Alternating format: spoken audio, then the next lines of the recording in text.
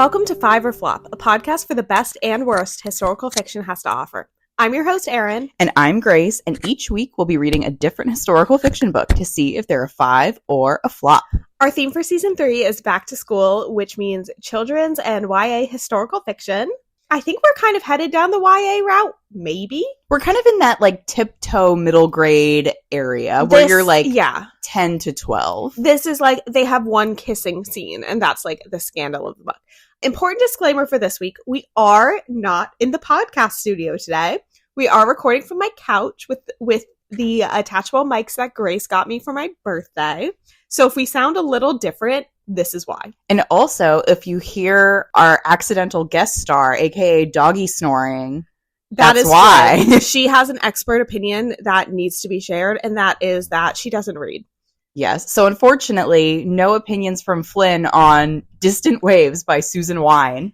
I also could not find a pronunciation of her name, so we're going to go with Wine. Yeah, we're not going to go Weyn because Elizabeth Weyn already has dibs on that. I was going to say it could be a duplicate. This is also our first episode where we're drinking canned cocktails. Yes, because we're not in the library. Sponsored by the Finnish Long Drink. Oh my gosh, our favorite. I've already told some of you have drunk the Finnish Long Drink with me. Mm-hmm. But if you don't know about it, it's highly underrated and very good. It is so good. Yes, wine spelled W-E-Y-N. Yes. So we're making our best guess. And really, a lot of the times we talk about like, oh, should or shouldn't this book be taught in the curriculum? This one absolutely should not be. This is less so a book that you would read for school and more a book that you would buy at the Scholastic Book Fair. Yes, it is literally a Scholastic book. I could have potentially bought it at the book fair. I don't remember. I do think I recognize the cover. So I think I read it based on the cover. The plot, I did not remember a thing. So maybe I made that up. I don't think I read it, but I have definitely seen this book. Like when I went to go grab it, I got a copy out of the library and I was like, oh, this one. Yeah. And ostensibly it is a book about the Titanic. Is it really a book about the Titanic? We'll get into this, but as I was reading, I was updating Santiago. I'm like 150 pages in, not on the Titanic yet. Nope. In my notes, I'm just like, where's the Titanic? Where's the Titanic? Yeah, I was not happy with the misleading marketing. But anyways, what is exciting with you? I actually have not seen you in probably a couple of weeks. No, a lot of roadblocks have been thrown in our way. And if you go back and listen to our Magic Treehouse episode, which we're actually filming after we're filming this one, you'll know what those are. Well, I was going to say, first it was my COVID, and then we had the first, of our holiday distances. Yes, we are just now back from Thanksgiving. Yeah, so I had a delightful time. I was in West Virginia with my family. Mm-hmm. Also intriguing to me is I got to come home on the new Amtrak train line, which I actually got a little bit of tea on that from my uncle. So if you are an Amtrak stan like I am, listeners, they just announced they have a new line called the Floridian. Ooh, and it goes, ask someone from Florida. Exactly. It goes from Chicago to Miami. Mm-hmm. So it's like a big deal. Yeah. But I learned from my uncle that it used to be called the Chicagoan, and it just went from Chicago to DC. Mm-hmm. So all of the stuff south of it, they have tacked on to create like a new line. Oh, interesting. But I normally have the misfortune of getting on the train in DC where a lot of people get on the train. Yeah. So I had the luxurious experience of getting on the train in Martinsburg, West Virginia. Beautiful. Where no one gets on the train. So I had a lovely time. Well, planes, trains, and automobiles. We drove back from Charlotte, North Carolina. Stick shift. I did drive part of it, and of course the part that we were stuck in traffic the entire time.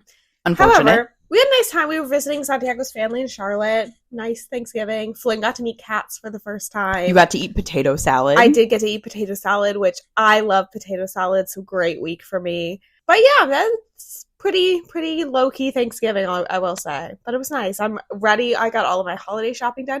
We're sitting in front of our quasi-Christmas tree, which is just a plant Santiago and I had outside that we needed to bring in for the winter. But it's a beautiful large plant. It is. It is a tree.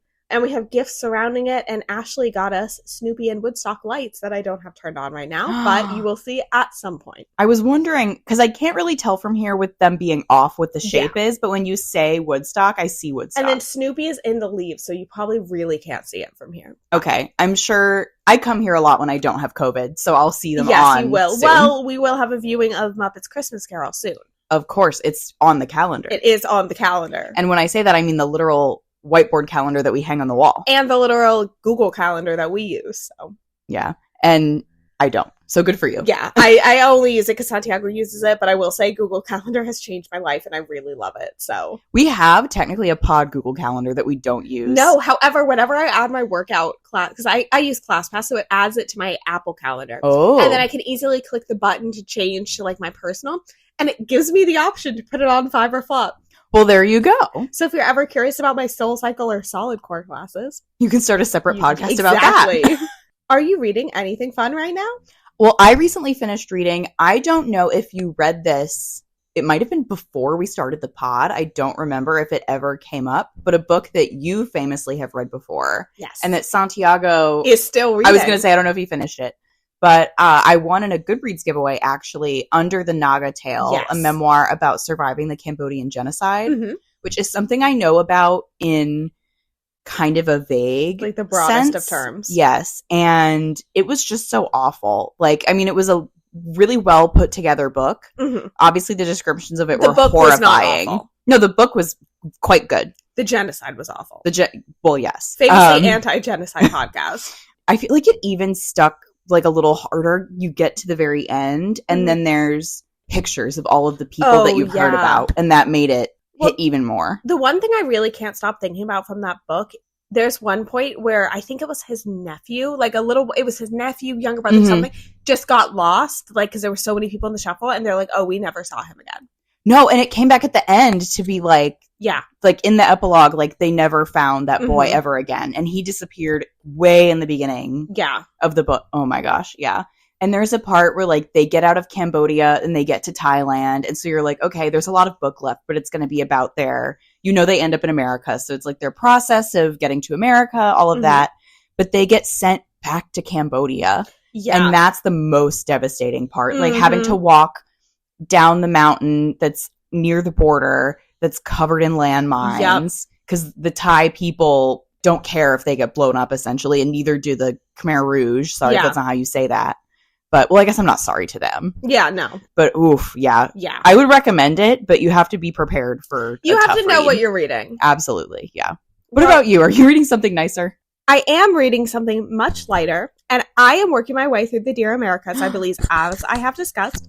But since we last chatted, I have now added to, and I have my ranking list in front of me, and I'm not going to read the whole ranking. But I have added to my list A Picture of Freedom and When Will This Cruel World Be Over? And let me just say, I do feel everyone's story is deserving of being told, blah, blah, blah. I am not going to empathize with the Civil War girl when I just finished a book about a girl who was a slave. Those stories are not... Well, and also, here's the thing about that book. It's part of the Barry Denenberg cinematic universe. And I think he's just bad. He's not that good at his job. No, I'm just learning that one... It also, like, as opposed to me not really empathizing with her and her struggles as much, I just didn't like it. Yeah. You can definitely, like, make the case. I feel like the easiest way to get you to sympathize with a Confederate is to make them a child, because then you're like, okay, fine, like whatever. She didn't know about her. But Barry Denenberg chooses to make her really annoying and awful. Oh my god, it was just like So Far From Home, where just nothing happened. Yeah, you're like, okay, it's the Civil War, your life's bad. Like, sorry. Yeah, anyway. However, A Picture of Freedom, which is about the Underground Railroad, quite good. Really good. So you're continuing the pattern of a 5 and a flop. Yeah, I kind of am. I'm rounding out both sides of the list, the top and the bottom. I will say A Picture of Freedom I tied with I Thought My Soul Would Rise and Fly. Which goes in hand what I said in that episode, which is all of the Black books are pretty good. Yeah, exactly. So I have 3 more on the bookshelf that my mom sent me from a used bookstore. So I'm going to probably read those ones next. One is the Revolutionary War, one is the Titanic, and one is one of the new ones that I don't know what it's about. Oh. Is it like the fences between us? See, I skipped the new ones because I was just like, whatever. They're all like 100 pages longer than the classic ones for some reason. Like you can see the length is double. So yeah, we'll see what that one's about. So I'm excited to hear you tell me. But actually, the Titanic one is a great segue into our topic for today. Which is kind of the Titanic. Which is barely the Titanic and then a whole bunch of other shit. Okay. So I guess since I actually have the book in front of me, I'm just going to read what's on the back cover for the synopsis, because the synopsis I pulled is actually a little different. Interesting. 5 sisters, 5 fates. And please keep in mind that I just said 5 sisters. It will come back later. Chased by their past and drawn towards a more hopeful future, 4 sisters embark on a journey of their lives aboard the Titanic. One is going to have her wedding during the voyage. Another has become involved in a feat of scientific intrigue that has the potential to alter the course of history. All of them feel out of place, and at least one of them will soon find herself out of time. Now, we can revisit the synopsis. I'm just going to earmark some questions. Why are we ignoring one of the sisters on the boat? At least one will soon find herself out of time. That could apply to at least 3 of the sisters, I think. So I'm curious. It could. I'm curious to know what you think. But what really pisses me off, why didn't they fact check the back cover? Why didn't they look 5 sisters, 4 sisters? What my theory when you texted me and was like, there's 5 sisters, so why do they keep saying 4 sisters? My theory is the 2 youngest sisters are twins. So it was like, they just count as one. Since we are a spoiler pro podcast, one of the twins does die. So is that why? Or is it because the oldest one is a half-sister? I don't know. Well, that would be really bad if that was the case, because just blowing full spoilers ahead here, the oldest sister is their half-sister because they have a different mother, and her mother is black. Yeah. So if the whole thing is that she's not really their sister because she's black, that's not cool. But she is the one who's having the wedding, which leads me to think she is included, because it says one is going to have her wedding. Okay. So I fully think they just simply did not read this twice. I even tried to Google distance ways. Why does it say only 4 sisters? No one said anything because this book is not popular enough. Wow. Anyways, Suzanne Weyn grew up as a beach baby on Long Island, New York, which is where my mom is from, Long Island. Okay, maybe she knows Suzanne. Maybe. So she went to school in New York. She's taught at NYU. She's taught at City College of New York. She's written, I think, 7 novels. I tried to kind of parse down this. I just pulled a lot from her website. Her most famous seems to be The Barcode Tattoo, a Scholastic Point thriller, and it was named by the ALA as a quick pick for reluctant young readers, which I think is a very interesting category and also a very important one, which is pretty cool. Absolutely. Hold on a second. I am Googling that book because I never read it, but I think I know what it is. And I'm going to butcher something real bad in a second. The German translation of this book, The Barcode Tattoo, was shortlisted for the prestigious Jugend Literature Preis, which means Youth Literature Prize. Now, I did not take German. However, I could have figured out that meant Youth Literature Prize. I love your German pronunciation of prize as Preis. Well, it's Great job. It's spelled Preis. That is so funny. Sorry, Germans. So do you know this one?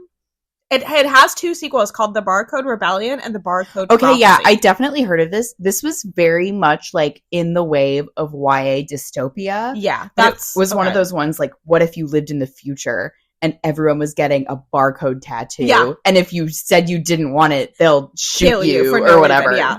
Oh my god, it's like that book, was it Matched? Where she's in the Oh my god. I read the first one, I thought it was really dumb, but it's what if you had a soulmate, but then it showed someone else's picture first, and it was your high school best friend, or some shit like that. Okay, let me tell you, that was a trilogy. I read all 3 of those books. Every single one had a plot completely unrelated to the one before. The first one was about, when she gets shown her match with her soulmate, but she has, actually there's another boy that's, the mysterious rebel boy that's her soulmate, blah, blah, blah. The second one, they're trapped in a canyon looking for ancient maps. Huh? And then in the third one, there's a plague that's going to wipe out all of humanity. Wait, I should really screw Dear America. I'm going to go back and reread all of the series I thought were too shitty to finish in middle school. Once we get sick of historical fiction, that's what we'll pivot to. Oh my god, we'll actually get listeners then? Well, here's the thing. I don't know if we would get listeners doing specifically Suzanne Weyn in Distant Waves, because we don't have a lot nice to say about this. I feel like I need to do some data analysis of do we get more listens when it's a flop? Kind of crazy that we haven't done analysis of that. No, and I think it could be really interesting. And I think it more depends on what the book is. Yeah. I think people don't care about our opinions. Probably not. But we have a lot of the times when we are united and we agree that a book is a 5, or this episode's going to be really short because we don't have anything to say other than that it's really good. And that's never true. But we always come up with things to say. We said it before the Codename Verity episode. Pachinko was the same. Yeah, at least for me it was. I liked Pachinko. I thought it was too long. Yeah. Well, but I think talking about it improved my opinion. I think you said the same thing about All the Light We Cannot See. You were like, I don't know how many details I have to say about this because I just like everything. Exactly. Same with The Book Thief. Okay, one last thing about Miss Suzanne here. It doesn't seem like she's had any new books in the last 10 years. Like, I think it doesn't seem like her website was updated since 2014 because that was like the copyright. And that's when it seems like her last book on there came out. Okay. It also suggested we follow her on Tumblr if we're going to really date her website. Okay. I wonder if she's still teaching. I gotta check her LinkedIn. I need to do a deep dive on all these authors' LinkedIn after the Davenports. So. Yes, and we found out Miss Girl who works for Amazon. Exactly.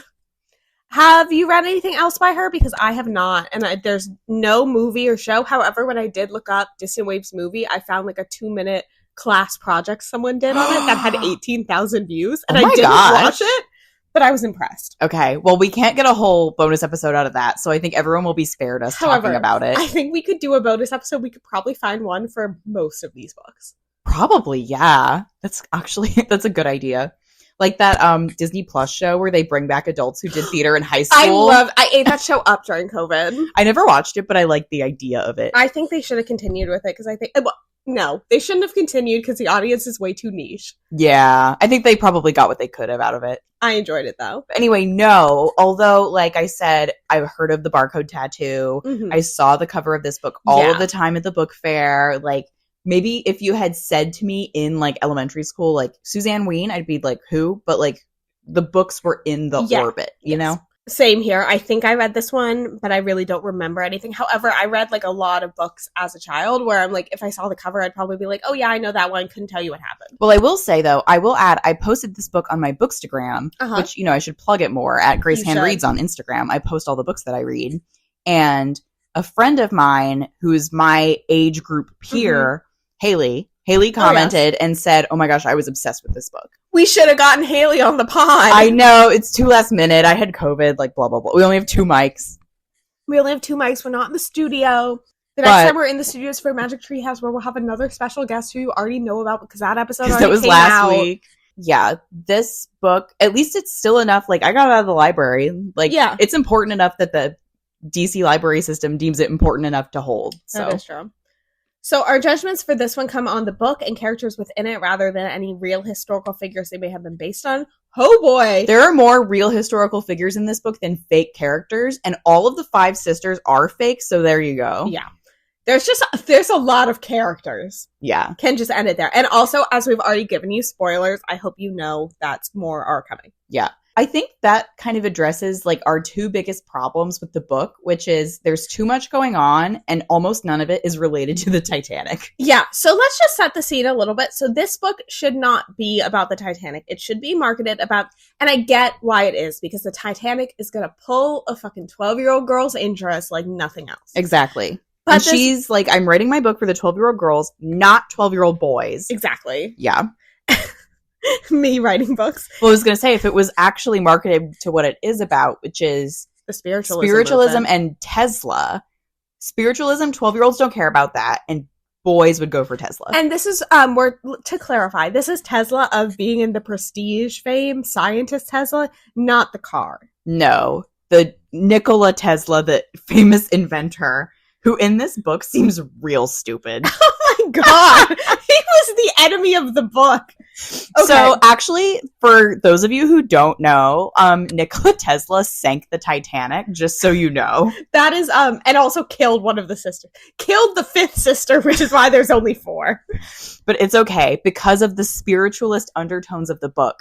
The reason that I was like 4 sisters, 5 sisters, because the one sister who dies, who's the twin, her spirit stays alive in the body of the other twin. And the other twin renames herself as, is it Amelie? It's Amelie? Like, their names were Amelia and Emma. And I think so it was then Amelie and Emma. Well, they merged. And then they became Amelie M / Amelia M, which, as I have in my notes, fuck-ass name. Yeah, I feel like if you wanted to go into the book knowing that you wanted to do a name combo, you could pick 2 names that would combo better. Like Renesmee. Okay, well, bad example. Well, no, I'm like, she should also have done that. You could go, like, Amy Rose. I know that's, like, a basic one. Or, like, Mary Ann. These are all just relatives' names, I'm saying. Well, just, like, things that just sound better combo. Amelie M. Oh my gosh. Yeah. But no, I actually, when the book started, it starts up with the spiritualism stuff right away. Yeah. Like, it's these 5 sisters. Their dad is dead, so it's just their mom, and their mom is a medium. Yes. And she's in the middle of a seance. So that's when you start. Honestly, not a bad opening. No. But they never come back to it. Not really. The seance, like, I was actually really excited about the spiritualism stuff. Mm-hmm. I think it's very interesting. Like, I know a little bit about spiritualism, so I was like, oh, this is a cool angle for the book. But little did I know that it kind of would be like, that is the book. Yeah. I was like, great, this will wrap up shortly, and then we'll get on the Titanic. No, the books, I don't know what year it starts. It starts, like, way back in the 1800s. It's got to be, like 1896 or something. And I'm like, this is so far before the Titanic. For reference, they don't get onto the Titanic. I believe it was page 200. And this is a book that is not 300 pages. Here, let me open up my No, edition. It is 300. It's like 315 pages. Oh, is it? So Grace just lied to you. Okay, yeah, I did. I'm not counting all of the... No, I don't count the historical note. Okay, yeah. It's like 319 pages. So getting on at page 200 for a book that's completely marketed about the Titanic. And there's not lead up to it either. No. It's not like they're spending the whole time, like, trying to get the money to get the tickets for the Titanic. No, it's not Titanic focused. And even when they're on the Titanic, I don't know. The Titanic is not important to the story. No. So let's go back to the beginning. So it's the spiritualism, the seance, and then after that, they, like, go to talk to Tesla for some reason. I don't know why. They, like, have a meet cute with Tesla. Yeah, but they're, like, at his house when he shows them an earthquake machine. No, he for some reason, he's invented something called the earthquake machine. Yes. Which I doubt he did. Or if he did, like, that's not the purpose of the machine. That's also not that can't be the real name. No, I don't know. There's a historical note in the back. But they're, like, walking in front of his house when he turns the machine on. So then they're, like, obviously not having a great time because he's simulating an earthquake in front of his house. Mm-hmm. And so then he just runs out to be like, oh my gosh, I'm so sorry. Like, you can come in and use my phone or whatever. This is when the mom gets a new bent to her spiritualism because he's like, everything, like, vibrates and everything has a frequency, blah, blah. So she adds in this, like, science bent. She's like, that's what I can use for my shtick. For my, like, to con people with. Yeah, because obviously she's not a real medium. Like, she's conning people. Yeah. And so, the sister that's our point of view narrator is, like, not sure if she believes in spiritualism or not. The oldest sister, no. The oldest sister, no. The twins absolutely do. Well, they have the gift, as is established. Yes. And the middle sister, I wrote this down. She's the realest one. Yeah, she was, like, normal. She was just like, I just want to have, like, cute clothes and go on the Titanic because it's fancy. Yeah, like, she was very regular, and I appreciated her. So then they moved to a place called Spirit Vale. Yes, which is the spiritualism town. Yes, which is real, but is based on a real town. Mm-hmm. And I know there's a town like that in Florida as well, but this one was based off the one in New York. We'll get to that later. Somehow she decides, the girl, the Jane, the narrator, she decides to, like, connect. I forgot that was her name, by the way. It's very unimportant to me. They only say it maybe 4 times, so it's not relevant. It's not. But they, like, meet back up with Tesla because she's, like, trying to write an article about him. She wants to be a journalist. Oh, yeah. At one point, they were like, oh, yeah, and she wants to be a journalist. And I was just like, since when? They mentioned that once, and then it became, like, her entire plot. Well, she had very little personality because her job was to be the narrator. You know? Yes. It's like how in, like, a girl band, it's like there's, like, the leader, but she doesn't have a personality. Her thing is just that she's in charge. Oh, my God. Like, the Powerpuff Girls. Exactly. Yeah. Exactly like that. So, and then this time, we're, like, skipping years into the future, too. This time, not literally yet. Now he has an assistant, and the year Tesla has an assistant. Tesla has an assistant. It's, like, early 1900. What is this guy's name? Thad. I'm sorry, was that a common name back then? Maybe. I did no research into this. This is just vibes. Maybe his real name was Thaddeus. They don't mention that. No, they just say Thad. And Thad is way too woke to live when he did. Okay, we both mentioned this. So Jane is 16, Thad is 20, and it's 1910. And he's like, I am way too old for you. We were like, I don't think a 20-year-old in 1910 would bat an eye at dating a girl that was 16. No, I don't think that's a real issue. Like, that's not a good age gap now. But this is obviously, the author didn't want kids to get ideas. Clearly. Clearly. And, like, respect that, but you could have made it, and he, like, stops writing to her because of this. You could have given him another reason to not write to her. Yeah, it also could have just been, like, I did, but the letters got lost in the mail, or, like, your mom took them because she didn't want you to date an older man. Exactly. Or, like, she didn't want you to run away to the city and fall in love with an Italian like your sister did. My God. I can't wait to talk about the Italians. No accents in this one, but I also didn't do an audiobook, so... I don't even know if you could get an audiobook for this There book. can't be an audiobook of this. But anyway, so she's in love with Thad, and Thad is back on the trend of him being too woke. He's very much like, I want to invent things because we're going to run out of fossil fuels one day. I'm like, oh my God. That is not a thing someone was thinking about. I was like, you only have known about fossils for like 50 years. Like, no way we're like, oh my God, fossil fuels. No, and I should have done this in my historical research. I didn't because I was busy today at work. I should have looked up, like, when were fossil fuels? Like, when did that term become a thing? Yeah. Well, also... he's saying, like, oh my gosh, the reason that they keep Tesla down is because rich people buy, like, the patents for his technology so they can destroy them, so they can keep, because Tesla wants to give power to poor people for free, and the rich people want to charge them for it. Oh my God. It's very, which is, like, okay, like, true, but also... it's, like, this book is way too, and I have written, and I think this applies with the sister, too, the sister who's half black. Mm-hmm. Like, her family does not none of the characters in the book bat an eye at that information. And that is not realistic for the time period. No. And even, they aren't even surprised when she runs, like, even remove the race element, which, like, you shouldn't do. But, like, if you run into a woman on the street who looks exactly like you and is like, oh my God, like, I am the twin sister of your biological mother. Yeah. And you never knew that you didn't know your biological mother. Mm-hmm. That would trip you up a little. Yeah. That kind of fuck you up a bit. Yeah. No, nothing. They're just like, oh my God, we accept you. Yeah. And that's it.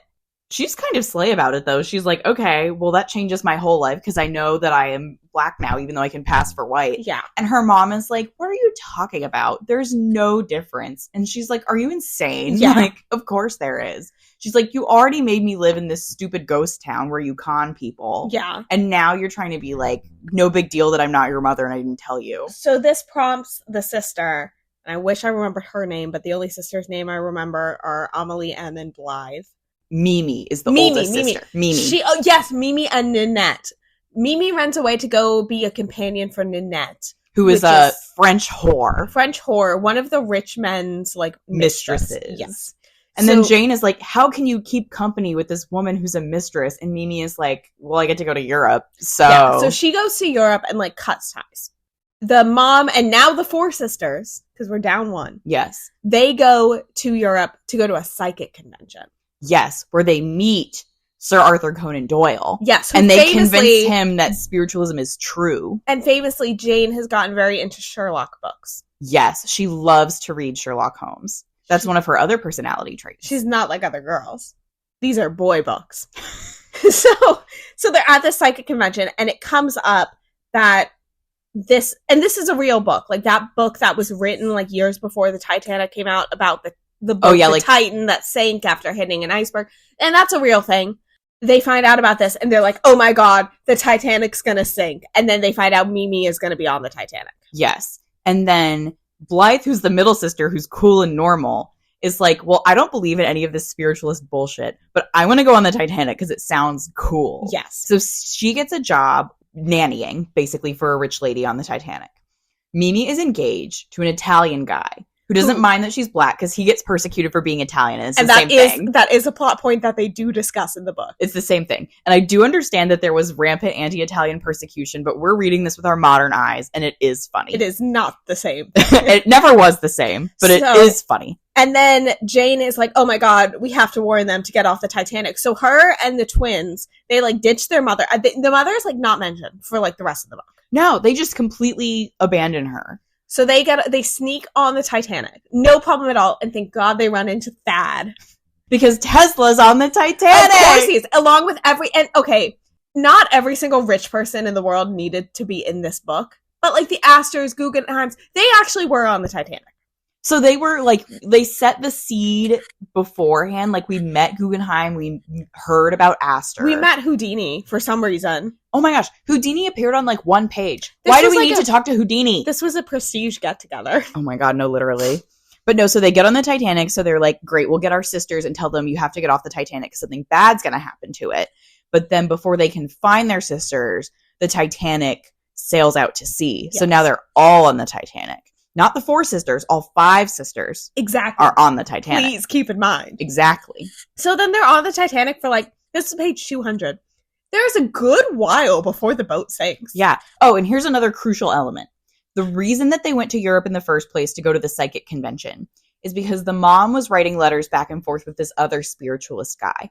And he had predicted for a really long time that he was going to die of ice related. Yeah, and he had no more details on that. So he was like, am I gonna freeze to death? Am I gonna like, is an icicle gonna fall on me? Like, what's, but he's on the Titanic. So obviously with our modern eyes, we're like, well, we know what that means. So there's a lot going on here. They're on the boat for a while. Like, Jane and Thad, like, that's when they make out. He sent her a book. Like, I don't know. I don't care about all that. Yeah, whatever. They're on the boat for a while before things start to happen. And let us tell you how the boat sinks. The main intrigue of the boat while they're just on it, other than Mimi and her Italian get married, and then Thad and Jane kiss. Other than that, there are thugs trying to break into Tesla's room and destroy his technologies. Yes. You don't know what the technologies are. And at every crucial moment, he has a fainting fit. And it's just like out of commission at every important point. Every time we see Tesla, he's just like, oh my God, I have to go lie down for 3 hours.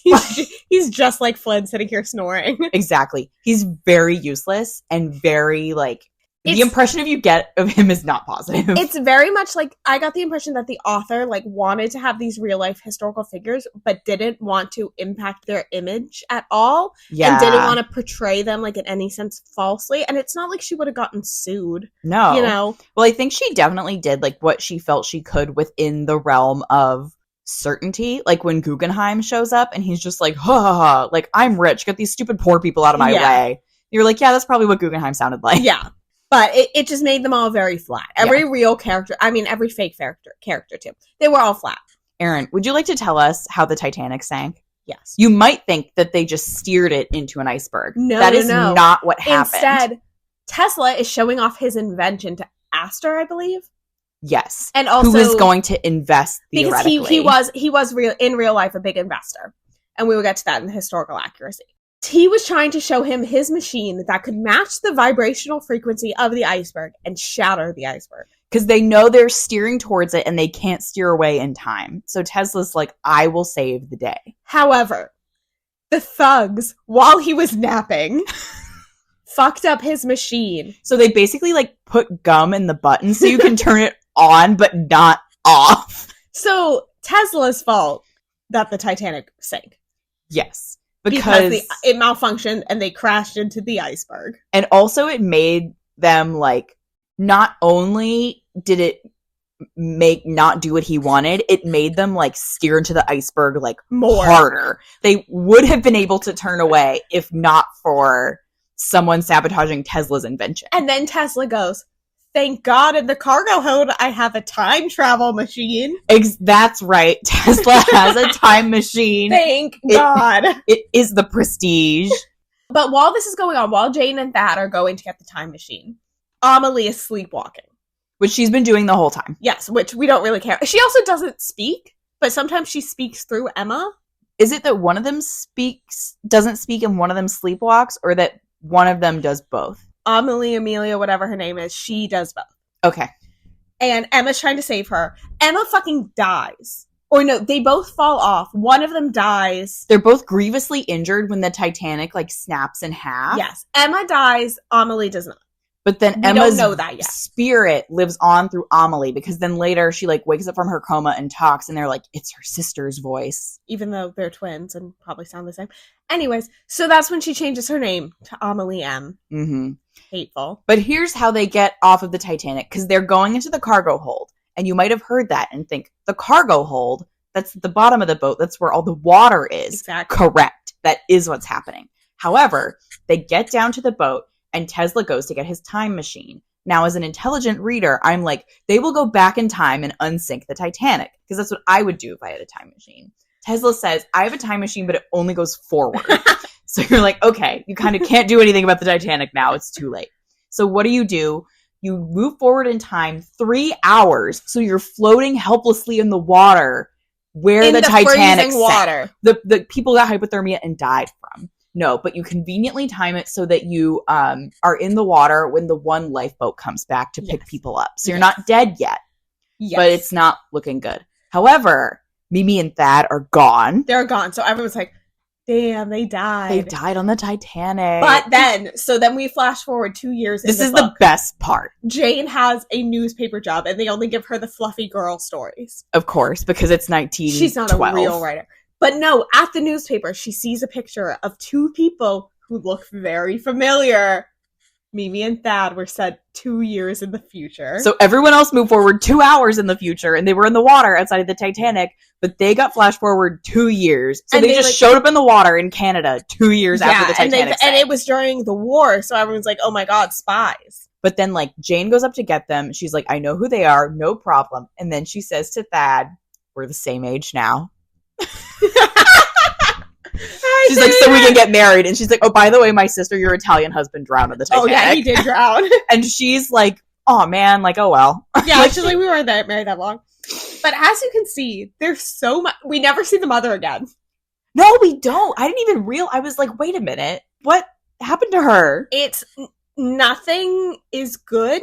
I will say, I'm going to leave out of, and I know we talked about this, I'm going to leave out of the discussion the really racist Dear America.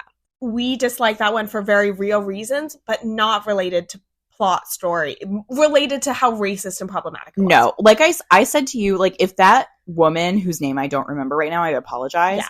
If they had assigned her at corporate Dear America, like, hey, can you write us a book about the Pilgrims? It would have been like, fine. It would have been whatever, you know? So I'm leaving that out of our discussion when I talk about the worst books we've read on the podcast. This is one of them. Yes. I'm going to leave that one out of the table.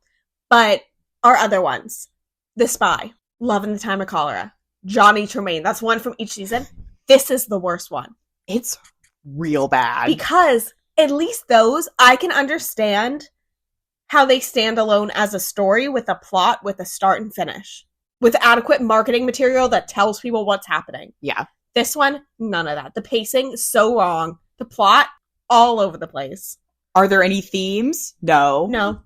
What I describe this book as, it's like the author took a list, like she printed it off of Wikipedia, of everything that happened between 1895 and the sinking of the Titanic. Yes. And she put everything in a hat, and she just grabbed like a handful of them. Yes. So she would like open up the slips of paper and write them down, like Titanic, Houdini, Tesla, like none of them are related. Nope. None of them are related. They don't make any sense together. All of them, even if you paired like any random two of them, would probably be a good book. It's too much going on. No, there's too many characters, too many real characters. And I'm going to make a comparison here. She Who Became the Sun also had too many real characters, but at least they made sense in the story. And I would say added value. Like, we didn't need all of them. Well, here's the thing about the characters in She Who Became the Sun, because I completely held that opinion that there were too many real people. All of those people knew each other in real life. Yeah, no, that was real. They could... Like, that could have happened. Yeah. So it's not like we're reading this book and all of the characters are like, it's Tesla and Edison and then all of the Astors and the two sisters who were the spiritualist sisters or anything. No, it's a bunch of random people. And we're like, okay, Tesla and like Astor did know each other. There's that. We don't see Edison, which actually, in hindsight, is kind of shocking. Yeah, they just kind of bash him off screen. I'm surprised that Suzanne did not seize the opportunity to have Edison show up and be like, haha, like, I'm Edison and I suck, you know. The book's not very kind to Edison, but I don't think history has been kind to Edison. No. But it is just, like, so mishmash. Yeah. And it's boring to read. Like, you'd think the melodrama of all of that might be interesting. It's only interesting when it turns out at the end that the two people have been time traveled 2 years in the future. That was the only, and that didn't even make sense within the bounds of the book, but it was the only good part. No, it made no sense. But like when I was reading it, and the Titanic was sinking. And Tesla was like, good news, I have a time machine that only goes forward. I was just like, that was beyond the pale. Like, the earthquake machine, I'm like, okay, I can take but so much. The assumption that he had a fully functioning time machine, and I completely understand that the point of the book is not the author actually telling you Tesla did have a time machine. Mm-hmm. This is like a take on the Titanic, just the same way that Hamnet is a take on real Hamnet. It is silly. It is silly. It is really silly. And here's the thing that, unfortunately, if I had read this as the target audience, I would have loved it, probably. Oh, yeah. Same. Just because having that mishmash of all of the various historical things would have made me feel smart. Yeah. It's like when you throw out big words. Exactly. Yeah. And the Titanic is in it, even though, like, not that much. And there's, like, a pretty dress on the cover. The dress was, like, the best part. Anyways, should we get into the historical accuracy? Please. I split it into 2 categories, and neither of them are the Titanic. The spiritualism movement. So Spirit, and I did pull a lot from her historical note because it was very extensive. It was well written and it was extensive. I don't hit on everything in it. Like, she talks about Houdini in there, and I'm like, I do not give a fuck. And again, Houdini showed up in one paragraph, and I have to say that one was so funny because you meet him, he introduces himself with his real name, which is confusing, and then, like, a page passes of him doing, you know, like, tricks or whatever, and then Jane goes, oh my god, I know who you are, you're Houdini, and you're just sitting there like, oh my god, like, this is like, bad. It's like the way that they had to write in the kids that won the Glee project. Yeah. It's like, you don't make any sense, but you have to sing a song because we told you that you could. Yep. That was what Houdini was doing in this book. So Spirit Vale was a fictional version of Lily Dale, a community of spirit mediums founded in 1879. So the movement began in the 40s, but it was popularized in the late 19th, early 20th century. So around the time of the book, that all tracks. Mm-hmm. In 1848, people really considered the start of the spiritual movement, which is when the Fox sisters, who the mother was said to have trained under, were reported to have made contact with the spirit of a murdered peddler whose body had been found in a house. Okay. However, there was no record of this person that was ever found. Oh. So clearly, fake. I don't know. I have thoughts on the spiritualism movement. Fakey fake. Seances were a very popular venture for getting money because people would scam grieving families. Mm-hmm. Stead and Arthur Conan Doyle were interested in and followed spiritualism. The psychic conference that they attended was not real, and I couldn't really find anything on psychic conferences. So I don't know if that whole thing was, like, made up. That's very interesting for her to have made that up, but I can see... She needed a reason to get them to Europe. Well, I was going to say, how are they supposed to be on the Titanic if they can't get on board the Titanic? They needed a reason to get to Europe. And not like, we want to bring home our sister who's in France with the mistress, who we don't approve of. So Tesla was not actually on the Titanic, but his alias Emil Kreisman was. So who knows? Interesting. I don't know. It is plausible he could have been because Astor was probably his biggest investor. Oh, and he was on the Titanic. Yes. Okay. And Astor did die on the Titanic. So when he died, that's when Tesla went broke. Oh. Which, sad for him. That is kind of crazy, though, to imagine, like, the butterfly effect of your company goes under because the Titanic sank. Yeah. Like, it's not funny, but it is a little bit. Yeah. Guggenheim and Strauss also died. Sorry. So, sad for them. So, he did experiment with vibrations, and an earthquake was registered outside of his apartment. So, like, those experiments were real. Okay. And he may have been experimenting with time travel as early as 1895. So I do not think he would have had a time machine that only went forward. However, I do believe it was something he was looking into. Well, I was going to say, I completely believe that he would attempt to make a time machine. Like, if you told me that wasn't real, I would believe you. But I believe that it is, that he tried. I just don't think that he would succeed. It's also funny when you think, for our listeners who have watched The Prestige, that when Hugh Jackman goes to see Tesla and is like, can I have your time machine that you already have? Tesla's like, crazy that you think that I have a time machine, but I can just whip one up for you real quick. Yeah, right.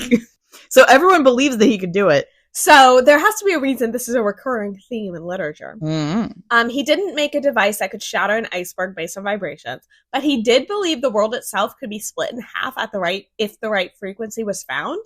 That seems kind of crazy. Yeah. I don't know if I really agree with him, but I'm not a scientist, so. Well, that's what I was going to say. It's like, I don't know that I believe that, but also he does seem probably smarter than me. Yeah. So, at least in that probably. regard. That's so egotistical of you to say. In the regard of science, in the regard of niche historical fiction books, who's to say? Who has a podcast? Exactly. Not him. So, that's really all I had for history. I don't know. Yes, I could research the Titanic. But I'm like, it's kind of like I'm not going to research the broad strokes of, like, World War II. Well, like, every single thing that was mentioned in this book, if you had to research it, you'd be researching for the rest of your life. I don't have time for that. I do not have time for that. We're just going to jump to our star calculator, which is pretty funny to even put this book in there. So our themes are historical accuracy, theme, character, story, and vibes. I guess I'll go first. Go ahead. Historical accuracy, I gave it a 2 because she played with a lot. I appreciate the fact that she owned up to it, a lot of it, like, not being true. But the history, I don't think, was used well. It was more used for shock value of, oh my god, Houdini. Oh my god, Astor. Like, it really didn't work for me. Mm-hmm. Theme, I gave it a 1. No theme. Characters, I gave it a 1. I only liked Blythe. Story, I gave it a 1. And vibes, I gave it a 1. Which is a grand total of 1.2. And I ranked this a 1 on Storygraph. Okay, I think I'm actually going to do the same thing as you. Uh-huh. Because I did give it a 3 for historical accuracy, because I was like, okay, like, there's too much in here.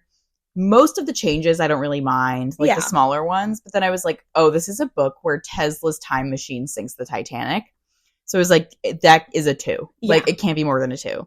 And then same, I agree with everything else. I think it's not the same as Hamnet, fudging the years of the Black Pit. It's not the same. It's not the same. So that's a 1.2. I think I gave this a 2 on Storygraph. Generous. Which is double of what you gave it. Crazy. But it still, like, firmly is, other than The Racist Dear America, the worst book of the season. Our biggest flop so far.